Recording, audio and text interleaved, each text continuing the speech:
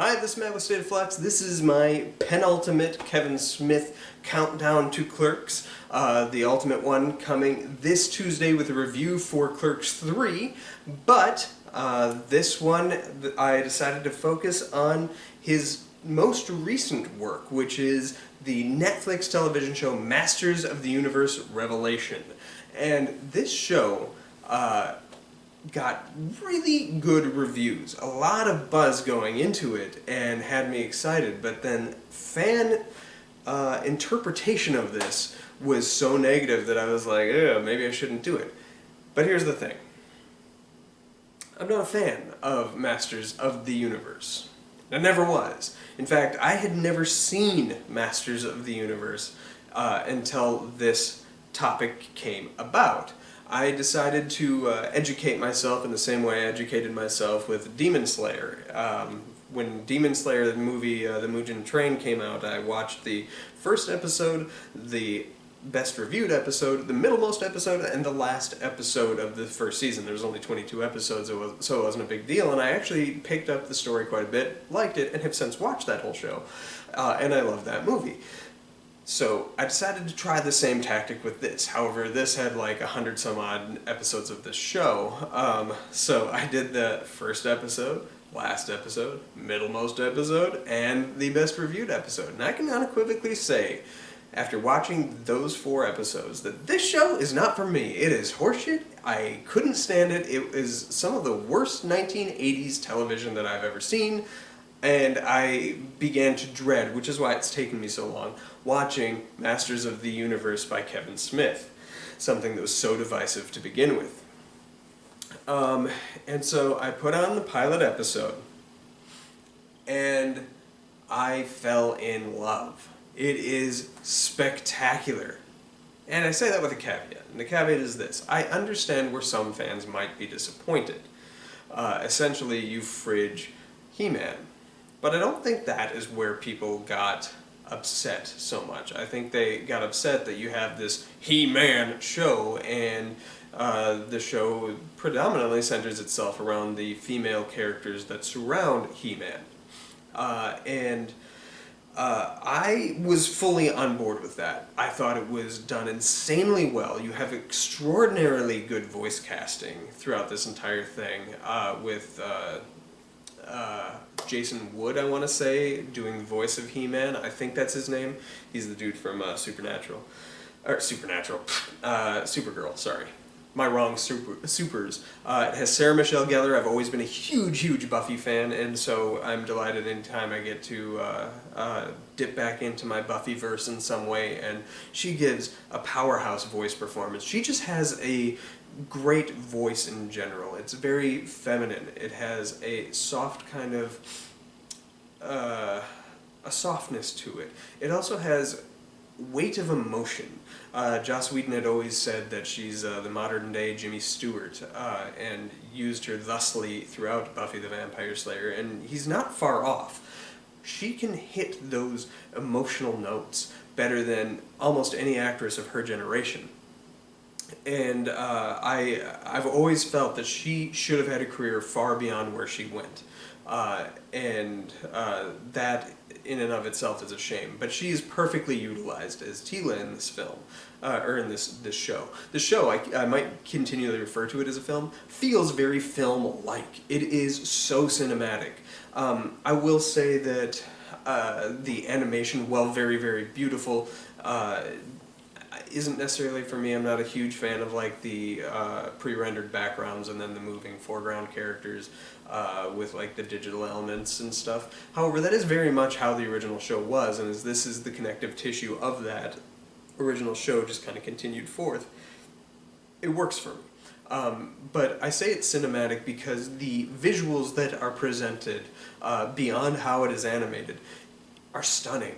They these feel like works of art, and it has a grandness to it. That first episode got me to choke up at the moment that HeMan makes the ultimate sacrifice, and I was kind of shocked that something that I had zero investment in, I didn't even like the previous elements that I had seen before, really struck me emotionally. And it got better as it continued. The first 5 episodes are pretty strong. Episode 2 especially so, once it pivots fully into the Sarah Michelle Gellar character and her leadership and how she carries on with a life that she doesn't necessarily feel like is worth living, but she is strong enough to carry on anyway. And I like how they reintroduce the Adam He-Man character, and this thing saves the He-Man of the story. You get him in the first episode, but you don't really get him again until the final episode of the second part, or the second season, or whatever you want to call it, episode 10 or whatever. And it is so good when they bring him back. It feels earned, and I like the other characters and how they're utilized. They are utilized a little more minimally than they are done, in the original show, but that's what happens with these legacy sequels, which this very much is.